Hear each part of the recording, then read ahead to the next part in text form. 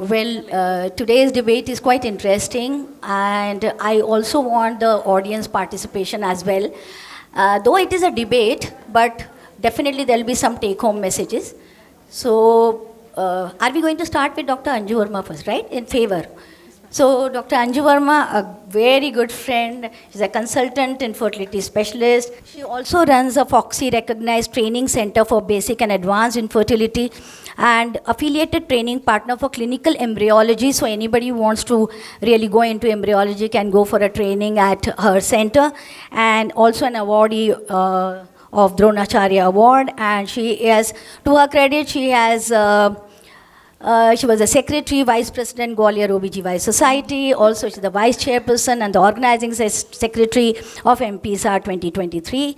So, a lot of things about her to say personally. A very, very dynamic person, and she really will do justice with whatever she's going to speak in favor of PGTA. So, all stage is yours. Thank you, Dr. Mangla Didi, for nice words. First of all, I would like to congratulate the organizing team of this wonderful conference and organizing this wonderful Fertility at 40 workshop, especially my dear friend Dr. Radhana Gupta and my dear judges Dr. Mangla Didi and Dr. Viraj Jaiswal, which going to be verdict, favor and against. So, my topic is PGTA in IVF in advanced maternal age. I think when we are thinking about or saying just only PGTA, it may be debatable. But when we are just putting the line in advanced maternal age, I think points in favor is already, since morning is just talking about Dr.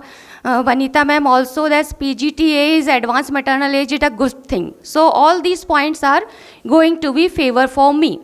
Really, what's the PGTA? PGTA is the testing for an aneuploidy biopsy of trophectoderm, and along with the screening of the comprehensive chromosomal screening, purpose to identify the embryos with aneuploidies that are unlikely to implant and more likely to abort. So PGTA screens the chromosomal complement of the embryos, so we can prioritize euploid embryo for the transfer. That's particularly important when the chance of the aneuploidy is high, especially in aged women or advanced maternal age. Can I just interfere? Just a sec. Yeah. Sorry, I just forgot to mention that since it is a debate, you will be given 7 minutes to speak to cover it all. I think 8 minutes. Yeah, 8 minutes is there, but the second speaker will take 8 minutes, and at the last, to defend, if you want to defend, then 1 minute will be given to you in... Madam, you are judge. No, whatever you say, I just stop. No, we want to give you the defend this thing, because you are the first speaker. Yes. Second speaker will go through your topic, so she can defend then and there, and at the last, we'll give you 1 minute to defend. Okay? Sorry for the interruption. Please start. So why focused on advanced maternal age? Because I am already said aneuploidy rate is high, and imagine a 40-year-old patient with limited ovarian reserve. Each cycle is precious. Reducing time to pregnancy in miscarriages risk is not just a clinical, it's also on humanitarian ground. And advanced maternal age patient usually faces higher cycle cost because of the too much pouring of the gonadotropins, emotional burden and time constant. They are very hurried to become pregnant. So we don't waste time to just transferring the aneuploid embryos, because an aneuploid is high, we all know, in aged patient. So key benefits of PGTA doing is AMA patient to increase live birth rates per embryo transfer, reduced miscarriage rate, faster time to a viable pregnancy, and better counseling and selection for single embryo transfer, because all of know that in a complication of multiple pregnancy, twins, triplets. So we just want to transfer the single euploid embryo, especially in advanced maternal age. So there are various evidence which highlights, I am just focusing on 2 to 3 evidence, which can you say that these are the quite good evidence, so we should encourage our patient for advanced maternal age for PGTA. The totality of evidence, randomized control trial, meta-analysis and large observational cohort points towards a net benefit for advanced maternal age group that PGTA is performed with validated methods. I am just here saying validated methods with proper lab protocols. because nowadays various newer methods are also available, so there is quite good probability of the PGTA report. So first evidence is that is in 2021 peri-implantation genetic testing, a review of current modalities which are saying that aneuploidy is because of the most common cause of miscarriages. It is responsible around 50 to 70% of the abortions, and oocyte aneuploidy increase with maternal age. So they are advocating this PGTA modality for advanced maternal age group patients. Second study, when it is done with aneuploidy of the patient of different age group, it is again they conclude that PGTA is a valuable tool for improving the reproductive outcome of assisted reproductive techniques, especially in older women. Here I am saying always in advanced maternal age and older women, because PGTA is quite debatable when we are saying just as a general. Whenever we're talking about the debate in PGTA, we should do or we should not do, it is Mosaicism, there are so many number of the variabilities in the Mosaicism, but because of the introduction of this newer technique of NGS, next generation sequencing, there is significant improvement of the implantation rate when we are doing PGTA with this modality. Old methods having quite lots of the chances of the mosaicism and the wrong report, NGS giving most probably 95 to 96% of the correct report and very less chance of the mosaicism, and it gives a real clear cut picture whether this embryo is euploid or aneuploid. This is again a study which are doing on the advanced maternal age to optimizing reproductive outcome. They again say that PGA testing in women of advanced maternal age can improve their reproductive outcome.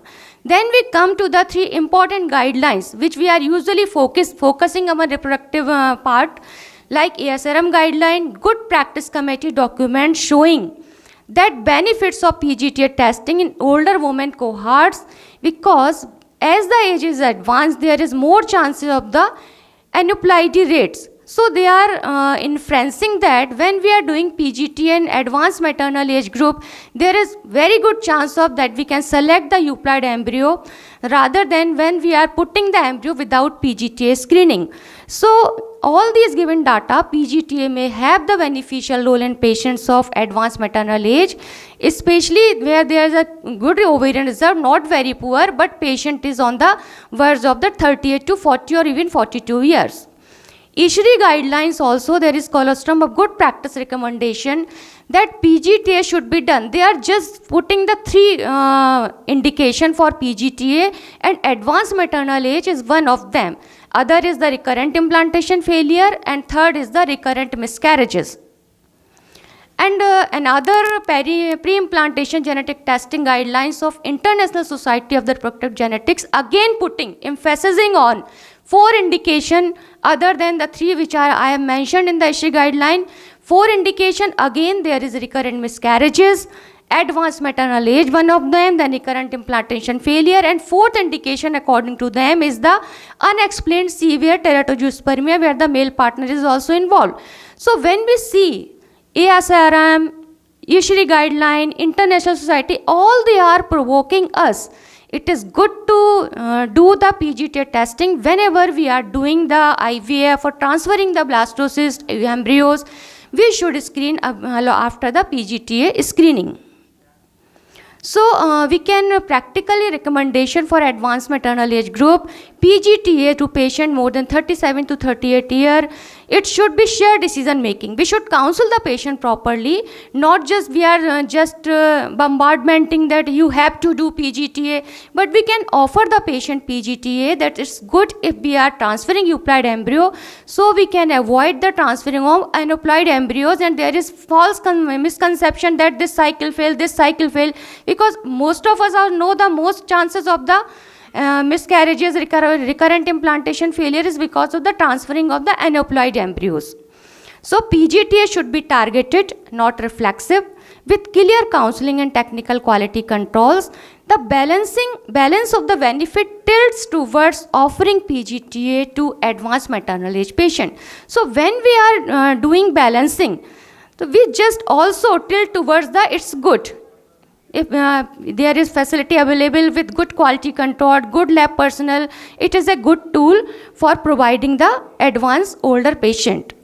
Again, ethically, because they reduce miscarriages, so there is emotional burden decreases.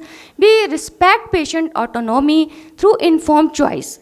Just I have said that we should not reflexly done, we should counsel the patient.